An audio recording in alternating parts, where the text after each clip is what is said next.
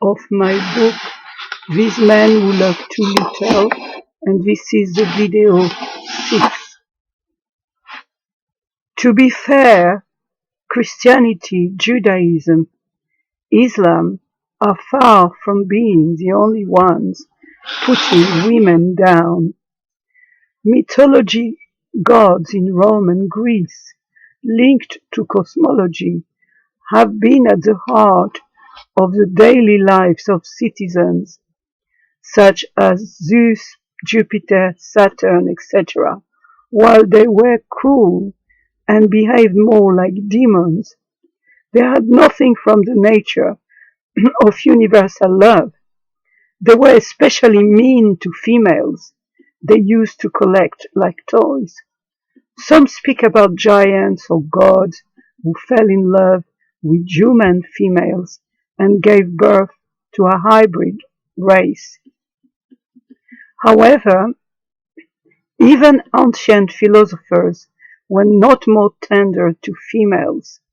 Aristotle, Plato, etc. were very much looking down on females. Everybody heard about paterfamilias, inflexible law. To water down patriarchal abuses, documentaries and so-called historical studies, mainly in the televised media and films nowadays, tend to present the exception as the rule. There were very rare and powerful women in Rome, Greece, who were rich aristocrats, but these were an exception. Not much is said about the billions of battered to death Roman and Greek women under paterfamilias rule. But what is more interesting is that even at that time, one can see how males are illogical and why they truly are after in life. How they love their lower self and hate their higher self. Since indeed the common trait between the women who made it in this terrorizing patriarchal hell were women called scarlet women. Such males are in fact in love with their vice, and not in love, not even with healthy romance. This is why, whilst they all demand virginity and submission from their spouse and punish severely their adultery, they in fact only truly fall in love with the whore, the rebellious, the independent, all the opposite of what they demand a honest woman should be. Cicero went to great lengths to punish his own daughter for her adultery. However, such tyrants usually fall for the opposite as long as a woman is ruthless enough to know how to manipulate them, and this is what they truly deserve, as the only thing they love is their lower self and all its vices, which are flattered by such creatures, but they hate their higher self and the highest good, as well as universal love. Some Christians are quick to condemn romance in itself and are leading to boring and caring plain relationships with their wives because they are too lazy to make any effort to bring some romance to their marriages. Whilst God created a healthy romance and romantic love is the most important in a marriage. It is the root of love between complementary male and female to become one. Virginity is actually required for both, as it is most romantic to only love physically your soulmate. It is not only for females, but for male and female. However, at the other extreme, there is a dirty and healthy seek romance which is sadistic, masochist, and rooted in ugly vice practiced by tyrannical male egos. Strangely, Hindus, Buddhists, who are more open to the divine feminine, give us a spectacle of female abuse even worse. The widow should be burned by force at the death of her husband. Honor killing is as frequent as wife beating, etc., etc. This is truly strange, as they have many female deities. I remember a while ago a well-intended group had suggested to pay a wage to housewives. But some male Christian leaders screamed loudly that it is the duty of a woman to serve her husband by taking care of him, the house duties and their children, etc., etc. Some even used their wives, demanding them to publicly declare they thought it was such a privilege to serve their men that they did not want any reward for it. Sadly, after such complaints from Christian pressure groups, this idea went pear-shaped and we never heard of it again.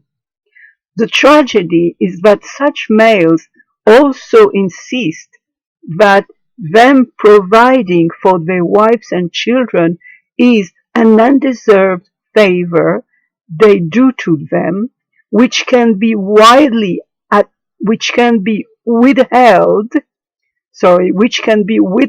at any time, whilst their wives only once their wives only deserve a slave status, and for her it is a sacred duty. Once again, we find the same double standards. In our society, more and more housewives have been seen as nothing and treated badly and humiliated even by other women. In case of a divorce, as it happens more and more often, they will be thrown out in the streets with no or as little a compensation as possible for all their hard work through the years. Some have to sacrifice their careers, their dreams, to accompany their husband in their business trips or else, and find themselves older in a very competitive world, starting from scratch, whilst Mr. Tyrant keeps all the goodies he claims are his and his only because he says he was the only one working for it. As I often mention, we notice that more and more males in the West choose foreign wives, and quite frequently coming from underprivileged countries. It is their way of making women feel more and more used as disposable objects, putting them in competition between each other, and if their tyrannical conditions and ill treatments are not accepted by educated Western women, instead of taking this hint to grow spiritually and adjust, they will find many other potential slaves somewhere else. Unfortunately for the foreign ladies, who very often show absolutely no scruple in being a marriage home family breaker, what goes around comes around, and at their turn, when they get fed up of being used and abused, they too try their chance for a better life in filing for divorce, but soon to understand that being foreign they will not get anything or not much, because it is precisely why these Western males married them. Whether in or out of the marriage, they intend to use, press the lemon and dump it without compensation for the victim. While some attack housewives or even call them women of leisure, honest observers Note that women housewives are often used to work for long unpaid hours for their husbands. Even when not having children, they have to fulfill many professions in one most of the time, from driver, secretary, nurse, cook, cleaner, lawyer, etc., to whatever needs her husband will demand her to satisfy. It is an easy way for such males to abuse a slave living at home with them without paying a penny wage. Very often, such males will continually sabotage any personal project their wives would love to involve in and discourage her instead of encouraging her to use her talents. But so often the poor wife slave is so tired and completely drained at the end of her day serving Mr. Tyrant that she does not have the physical and even mental strength to undertake any other work for herself. These women are abused during their marriage and also abused during their divorce. As before, society too is abusing them as they are labeled stupid housewives comparing to the more prestigious label of career woman. Unfortunately, even females were sent to work as well outside to meet the bills and provide for the family of being a housewife jack of all trades are not respected and often forced to go for any job by their husband who wants to keep the majority of his wages for himself so that women end up with many days of work in their legs and spending all their money to provide for the family whilst the husband is enjoying his favorite match, sits and watches TV, has time off to enjoy many affairs with other women, etc., etc., whilst keeping a good amount of his wages just for himself. This is a sad and harsh reminder of old times when women had to provide a dowry to their husband and when the father of the bride gave all her money or inheritance to her new husband for him to decide what to do with it and spend it as he liked. Things might be called by new names, but the sad reality is often the same. I heard during my free spiritual counseling service that some women who were actually more educated than their husbands had to spend their wages in the account of their husbands who decided how to spend it too. Where healthy, genuine people define a leader, a person who serves others, such primitive, tyrannical male egos are determined to stick to their privileges of exploiting female slaves. They are determined to define a male leader as someone who is nothing else than a pure tyrant, and by inventing an only male god, they find it so easy to put words in his mouth, which is only going to enforce this sad reality. Christ, however, has always been a revolutionary already at his time and had shown a timeless truth which was all about equality and dignified mutual respect. Where Judaism and Islam were saying it's okay for males to have many wives or to multiply mistresses when married as long as they fornicate with unmarried women, Christ explains how even looking to a woman with lust is already committing adultery and how a male must equally remain sexually faithful to his wife and not divorce her. This is why so many hate Christ. Christ has shown that women matter in our society, and his best disciple was Mary of Magdala. Peter was extremely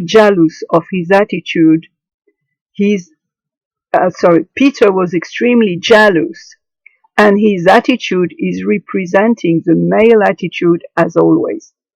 Judas was also jealous, and Christ told him to stop hurting and giving grief to women.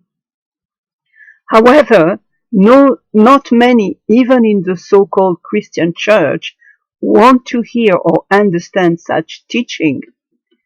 In fact, they keep remaining women's haters, even in the name of Christ. No wonder so-called religious Christianity has lost credit from so many, and so many lost interest in attending cliquey churches where Mr. Tyrant is in charge, bossing around everyone else.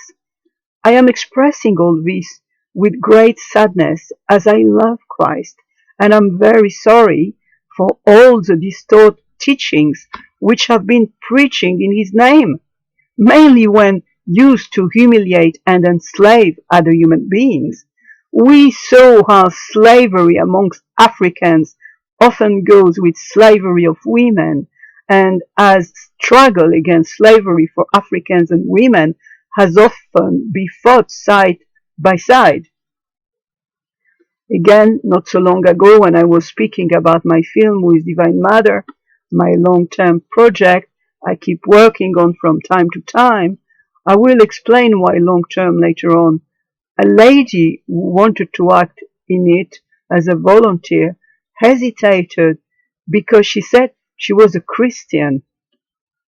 So-called Christians tend to fight between each other continually and put each other in boxes through denomination in an exclusive design rather than inclusive one, which goes very well with the fact that usually only males are in charge since they praise an only male God.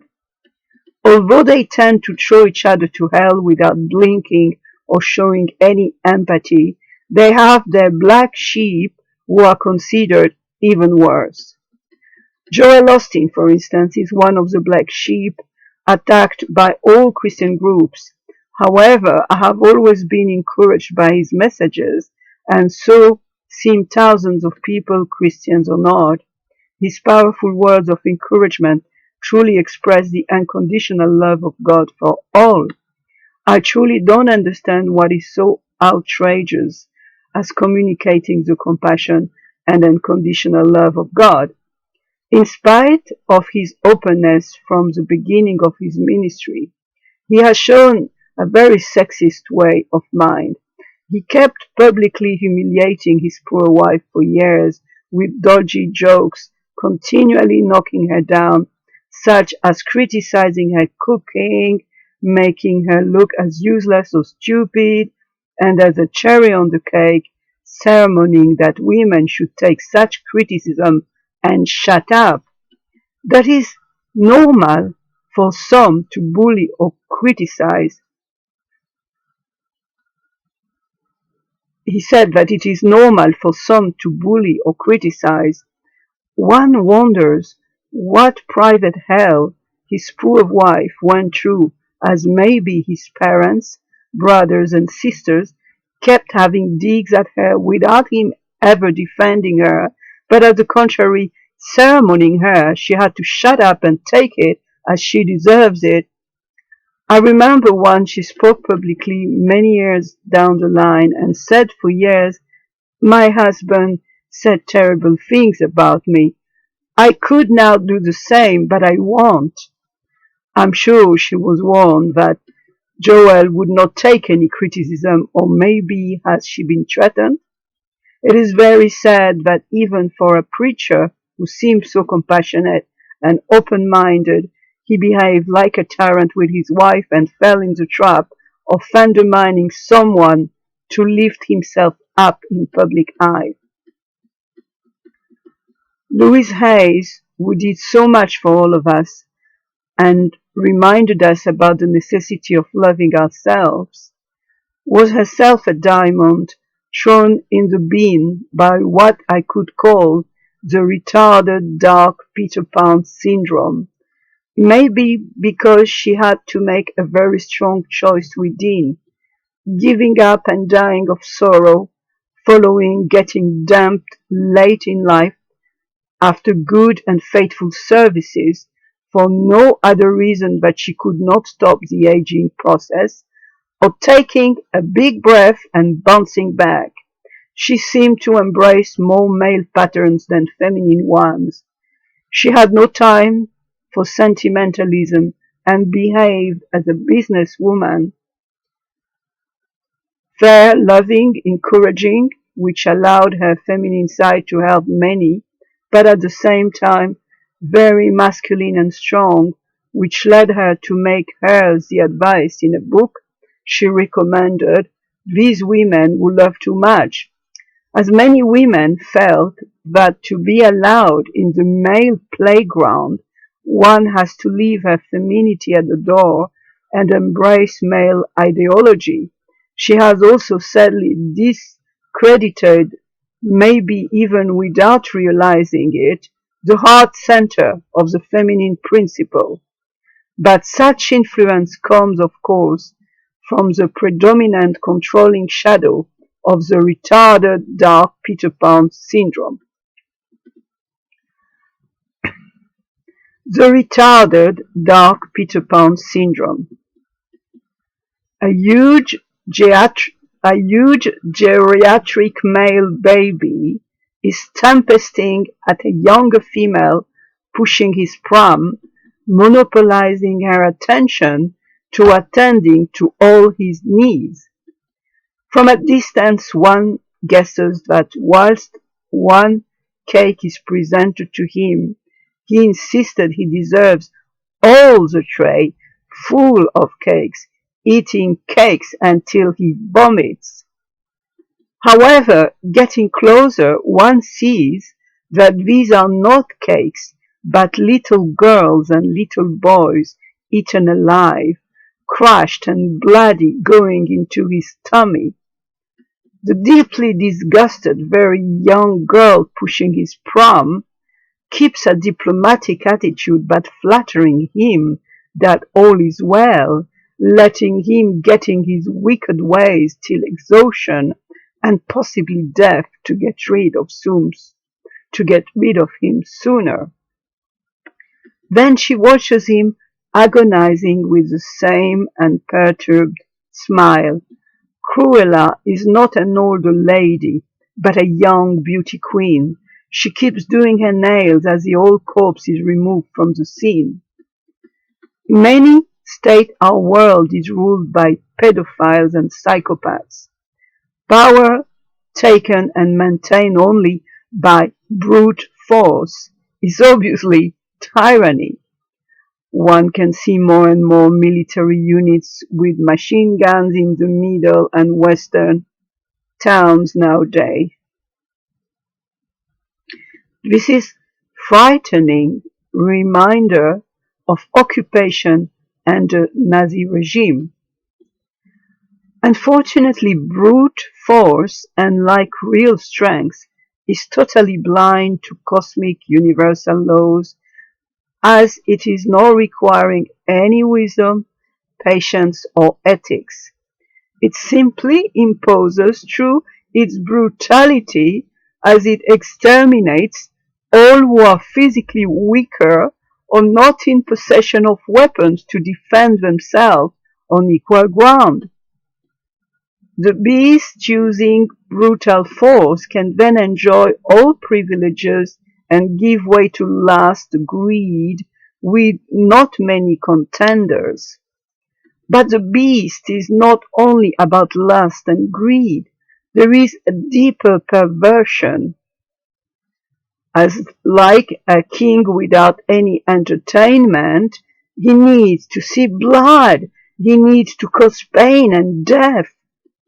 Many children's tales depict male ogres eating children, and many also show us dragons, kind, charming princes have to fight back to deliver and win their princess. Some are explaining this unnatural taste, showing enmity against the human race is real, as the ones possessing such evil beings are demonic entities. Some even talk about shape-shifting entities who can look humans but who are not, and some talk about hybrids, fruits of unions with such entities and human women. Unfortunately, we are here on hellish deep gulf. Ordinary humans are hypnotized and mind-controlled by fear of these hellish scenes, as it is not part of their human natures to show so-called cruelty. The secret power, through brutal force, is a fear it is stirring in vulnerable minds. This is explaining that a minority can hold captive a majority by creating fear. Individuals or groups who find it acceptable to control others using such unethical ways are usually unethical themselves.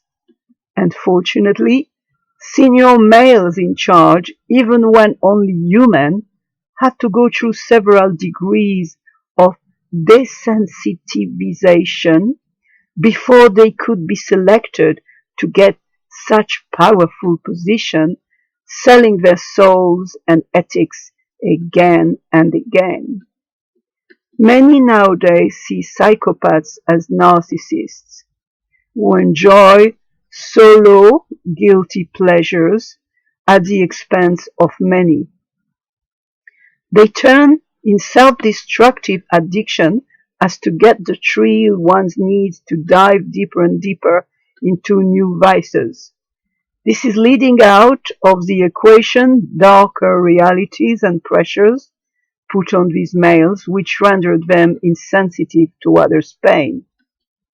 One remembers a film portraying a male who was part of a powerful secret sect when he was ordered to kill another man. This was an order he could not refuse, and also a test to demonstrate he could numb any instinct of morality and any human empathy. Senior males in power usually mentor docile young preys who end up as, if not more cruel, as themselves. It is a dialectic, slave-master, torturer-victim, leading to unhealthy dependent interactions through vice and addiction, which sadly predominates in our world. Because at their turn, younger females understand very quickly that they can be winning from becoming accomplices, destroying human souls and even killing human bodies, whilst they would only be victims like them if they refused. Or this is what they are led to understand.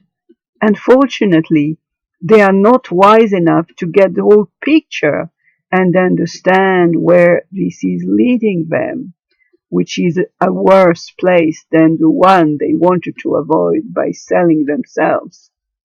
They get totally controlled and possessed by dark entities and lose totally their chances to be set free. It is then totally on purpose that males are kept infantile, spoiled, monstrous, dark Peter Pans, so they don't fight back and are docile. So they allow humanity to be totally decadent, enslaved by their own darkest lower instincts. These men indeed love too little their higher self, and by the way, the higher good for all. Ordinary human males do not need to be prompted by dragons and dark entities to make wrong decisions, damaging their innermost. By loving too much their ego and lower self, such males make a huge statement, which is that in fact they love too little their higher self because they don't care at all about any highest good and unconditional universal love. They have no ideal and are only about living in 3D materialistic world. The reason of this is that they deny anything spiritual exists and they shut themselves so much in their left brain perception of the world that they can't relate properly to their own right brain perception. So they live in a chronic imbalance inside themselves. They project outside in the real world. This would not be so dramatic if the simplest males had not canonized themselves masters of our world over females, because even such males, claiming to be atheists or agnostics, consider females as their inferiors and shut them up, hence refuse to admit they have anything to learn from a female or from the feminine principle.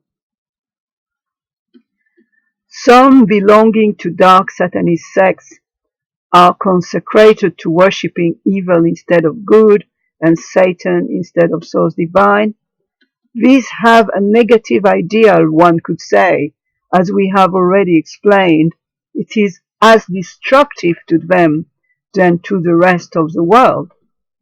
They are only opening up to the influence of the possessed whore through sacred prostitution. Unfortunately, some of the women interacting in these circles are part of the women who had intercourse with fallen angels, demons, and these are using them as a channel to hate humans and to enslave them. We hope to find ethical, balanced males among spiritual or religious males. However, there too, the same pollution blurs everything as they choose to flatter their male ego at the expense of the real truth. We have seen as some fanatic, extreme so-called Christians do this. It is quite astounding to state that although adultery and fornication is expressly prohibited by such religion, many males, even pastors, choose to surround themselves with younger female collaborators instead of their own wives. They deeply despise as their inferior servant and are often practicing adultery through continual extramarital affairs. Even though caught in the sinful act themselves, such male Christian leaders also tend to blaming everything on women. If they present a documentary against pedophiles, they immediately quote female pedophiles, while it is well known 90% of pedophiles are males. They continually use double standards, which shows their reasoning is biased and dishonest. It is their way of intimidating females to teach them what they see as their submissive role, since they don't want to be bothered working at suppressing their domineering male ego through practicing equality with females within mutual respect, whilst they preach this is the central piece of Christian doctrines. We have observed how in countries such as India, where there are feminine deities, women's oppression is even worse. This sounds such a contradiction, but it is simply because although such males venerate female goddesses, they still choose male privileges benefits associated by boosting the male ego rather than their own spiritual growth. These males are only making these wrong choices because they can. Out of fear, many prefer not to challenge male ego supremacy since they have imposed it only by force. It is the speciality of tyrants to rationalize their power by finding many excuses why they should be and remain tyrants, hiding it behind whether religious or political lies. But the real truth remains anchored in cosmic justice forever. They keep amassing huge bills in their karma for themselves and the whole humanity they lead into an ethical path of darkness.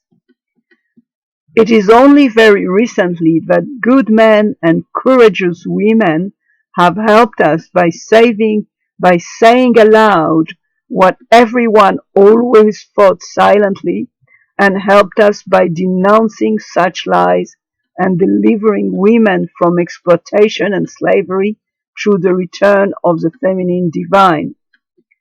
However, ignoring statistics exposing males massively killing females every day, there are new voices of males and females rising very high to defend poor males victims from such nasty feminists.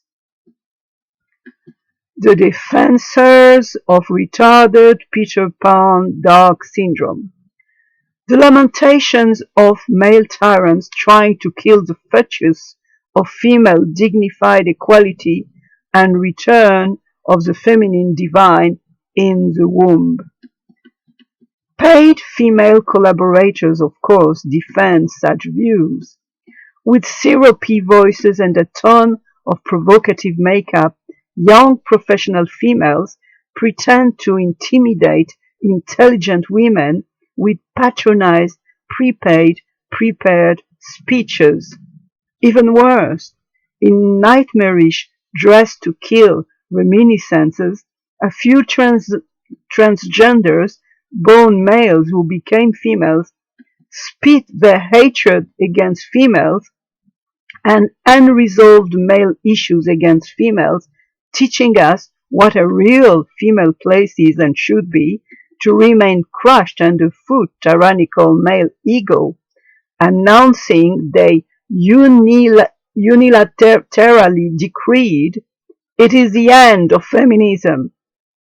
In my free spiritual counseling, I often listen to gay males or transgenders, so that from what I heard, I can divide them in two groups. They are genuine ones who truly are different and are honest about their natural observations concerning their deep feminine identity. They usually get on very well with females and befriend females as sisters. However, there is another group who had no natural tendencies from childhood to being gay, but who had suffered a trauma, such as being raped by an older male, etc. These are often trapped in a deep inner conflict. Some explain to me that in fact they feel their real identity is to be a man as they desire women, but because they were given a taste for something else, they have now a difficulty to master their feelings and it makes them very unhappy. Others have a total hatred for females.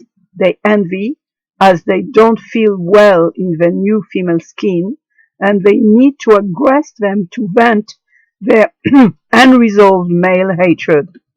They are usually boasting they are better females than females, born females, and also tend to hate them and aggress them and always side with males oppressing females as they speak from their own male ego and resolved male issues. These are sometimes also belonging to groups of bisexual males who since Greece and Rome had learned to despise females to the point of entertaining romantic affairs between males, finding that they were more noble because on an equality basis, since they considered that females were inferiors and did not even have a soul. Such males can only relate to what they see as sexy younger females as they despise the real essence of womanhood and can only value females as sex objects. They boast of their pervert and biased intellectualism as they manipulate true logics like magicians and bent lawyers paid to get a better deal for their murderer client. They seem to omit that intellectualism does not mean intelligence.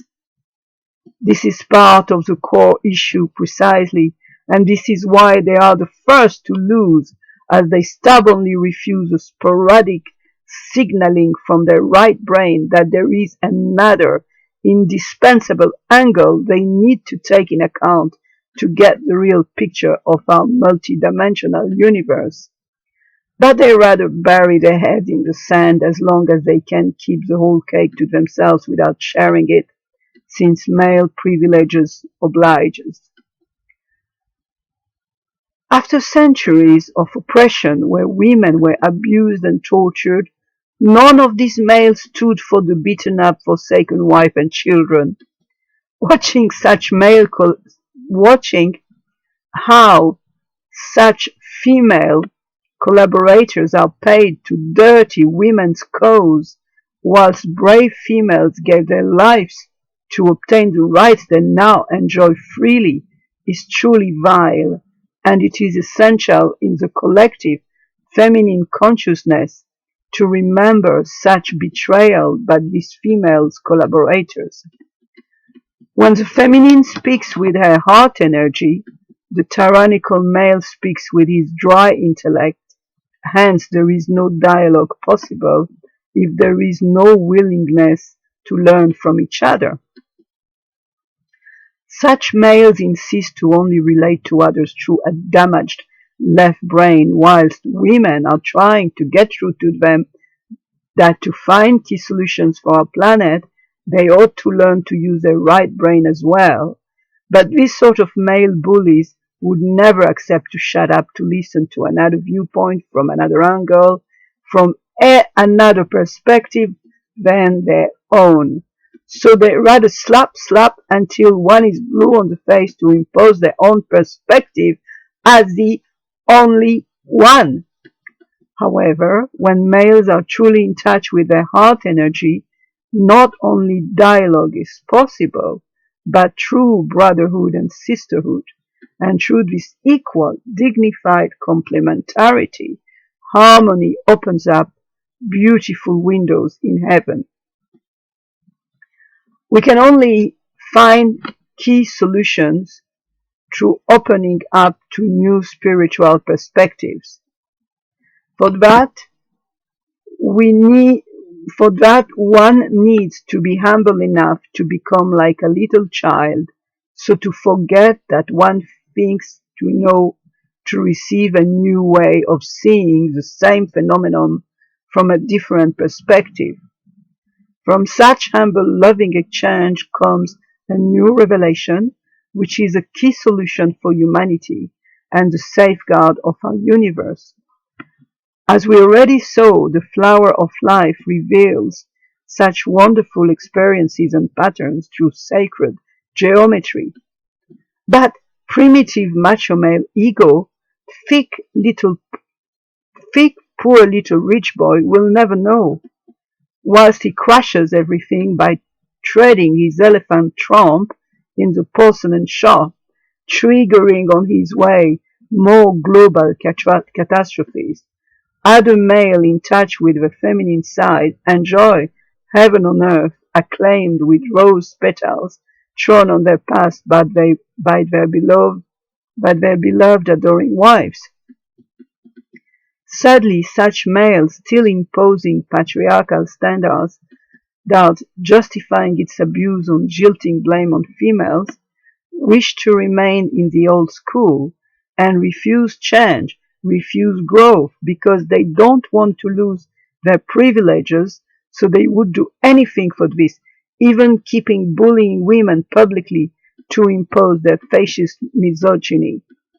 However, they will not prevail any longer, because heart energy is now awakened so much in real new men and real new women, they won't be able to silence its beautiful united one voice any longer. This is what they refuse very deeply, and this will be to their loss, not ours. Where disappeared all these men when women were raped, beaten? None of them ever stood up for women, but now they ask collaborator females to stand up against the dignified rights for women to be free from slavery and oppression, painfully won by brave suffragists and their liking. Since they realize they lost, they now make public what they have always done in hiding, buying or bullying women to stand up for their wicked male privileges and tyranny. What is really striking is a total lack of compassion and empathy of these men, and female collaborators were showing only hatred against real women. As long as women are okay to be their slaves and accept to keep their place, their male ego wishes women should have according to the male way of seeing women, they tolerate them as second-class citizens.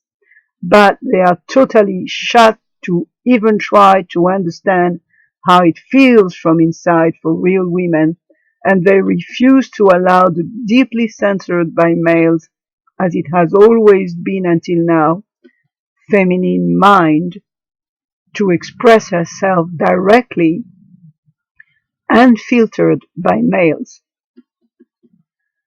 They succeed to prove exactly what they criticize is true by behaving like tyrannical patriarchy has always done. One of them even goes to the extent of hinting that the only way he would see how to impose his tyrannical views on a woman who disagrees with such biased philosophy, would be to beat her up.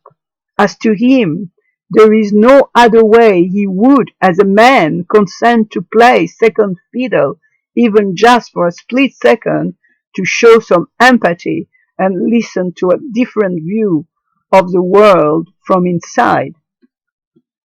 For cherry on the cake, they threaten to sue whoever freely thinks their views are misogynist, as they have already sued many for calling them names, whilst they pretend to be heroes for freedom of expression.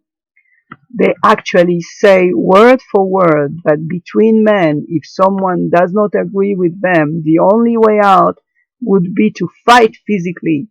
Hence one can see the inner level of such approach.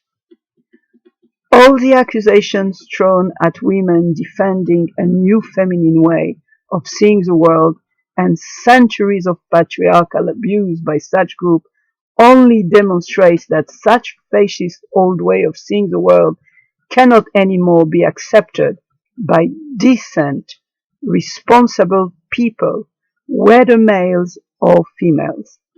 The venom such males and females have spewed against women's cause in their documentaries is speaking for itself about the great disdain they have for any woman, and it is one of the core reasons why females are so hurt deep inside.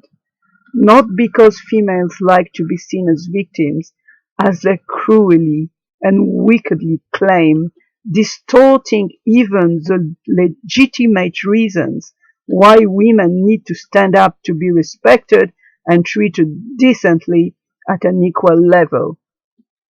But it is indeed solely because, as they admitted it themselves, to them, women are not equal to men. Which means, in other words, that to them, women are inferior to men. So they should shut up and keep oppressed by such patriarchal status quo. But, dear brothers and sisters, such language is not new. It is precisely the venom which kept women in slavery so long, and the fact that this ugly venom is now attacking women's cause shows we are in the right direction, and we must carry on and on until the originators of such hostile, misogynist discourse will be seen for what they truly are by the majority in our world. Such stinky discourse provokes a healthy repulsion one would feel listening to merchants of slaves trying to bash at and insult their former slaves just because a new legislation suddenly set them free by prohibiting slavery in a frenetic attempt to keep their privileges as slaves merchants and to justify it is immoral and responsible. Females journalists trying to stand up to such biased reasoning still get insulted by males and their female collaborators. How many male bullies were insulted when they attacked womanhood for centuries? Such reactions are showing that our world still needs a huge change in the attitude toward the feminine and the right for women to express themselves in a different way from their unique and different perspective. Browsing on the internet, you can find thousands of videos exposing such women's haters as dishonest, inconsistent on all issues they talk about, but not many take the defense of the female journalist interviewing them on the terrible put down of women. Doesn't it prove how much our society still needs to change?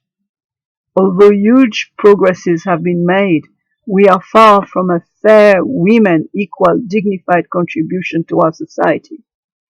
Such males confessing that if so and so were in their room, they would slap them, and hitting that with women refusing to submit to their dictatorial way of seeing the world, a good beating would be the only solution, are usually haters and beaters of women behind closed doors. Beaters of women often refuse to admit it publicly, but if proven guilty, they would always justify it by jilting the blame on the woman, mainly if the woman insists to have a mind of her own and refuses to submit to their tyrannical views. This reasoning is not surprising, as it has been such reasoning which prevailed for centuries in our patriarchal society. However, it is a little bit gross and too ostentatious, and this leads to suspect such individuals are false clowns planted by secret societies to cause division and pain to all, but also to precisely lead to outrage, so new views in our world could be adopted by mass audiences. What I mean is the following thing. Before the last elections in America, some clowns were committing crimes, etc. And this led some to believe that Trump was actually playing a part, pretending helping such fanatic false Christians. But in fact, it was only to infiltrate them and prove them wrong at the end. Many conspiracy theorists explain that, in fact, all politicians must first be approved by the same sex and can only be put front stage by them. Trump is an old friend of the Clintons. The TV show The Simpsons is usually seen as predicting whatever happens in America, and it was predicting Trump's presidency, so that he could have been planted to ridicule such fanatic Christians by impersonating them, so disgusting characters that public opinion would of course turn against them, and the New World Order would be begged for by large audiences instead of refused or fought against. Such males often use Freemasonic terms and images which denotes they are familiar with Freemasonic philosophy and beliefs, and although they pretend to be Christians, they are not showing a Christian character through whom they are inside or in their actions. They are usually paid lots of money for what they do and promoted from front stage, so suddenly there are also other clues showing this could be the truth behind these strange, falsely improvised phenomenons appearing on YouTube. It is that they mix women's cause to other causes, and in fact what is truly important to them is not women's causes but the other issues. Women are in fact only used for them to get their ways on other major society changes promoting the New World Order. As they know such public treatment of women would provoke outrage, they believe that all the rest will also be accepted as linked to women's equality, whilst it is not. Just food for thought. I also wish to add that some fast-track celebrities are sometimes not genuinely getting huge number of followers or viewers on YouTube but by spontaneous adoring crowds, but because they buy them. Some are also bombarded by some dark sects front stage and presented as one of us, whilst in fact they are one of them, infiltrating us to dictate us the same brainwashing we refuse in the main media. The huge contradictions and falsity of their discourse should be for us all a red flag. Don't bask in it. Danger. Such is the light-speed promotion of many younger females who are mentored by old senior males in charge of dark sects, and find themselves suddenly bombarded from darkness to social media limelight front stage, simply repeating in a robot-like manner the current ideology of such sects, pretending that they reached out to these conclusions just by themselves and got there without selling any part of their bodies or souls. Many wonder today what made the quick ascension of younger figures on social media such as Facebook, for instance, just to find out there is a lot more which does not meet the eye backstage. Brave New World is in fact only an empty robotic facade to the master puppets at the back, holding the strings, invisible but truly in charge, like the hand underneath the glove. It is so sad and silly that social media, supposed to be an equal platform for all, are in fact ruled by money, and everything, yes, everything is bought by money and also promoted by usual false power. Since some YouTube channels will never be promoted, whilst others will be simply suppressed, whilst others will be imposed because they buy their viewers and they are put first in the search list. So that it is even more and more laughable when some pretend that social media, unlike the mainstream media, are revealing freely all viewpoints.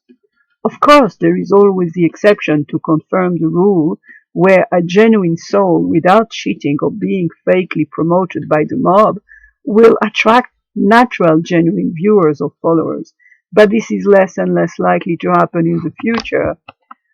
But I believe that in spite of such treachery, Source Divine will always plant his own genuine servants, angels, everywhere, whether in the mainstream media or on social media. We will recognize them and get inspired, fed spiritually to their beautiful, genuine messages.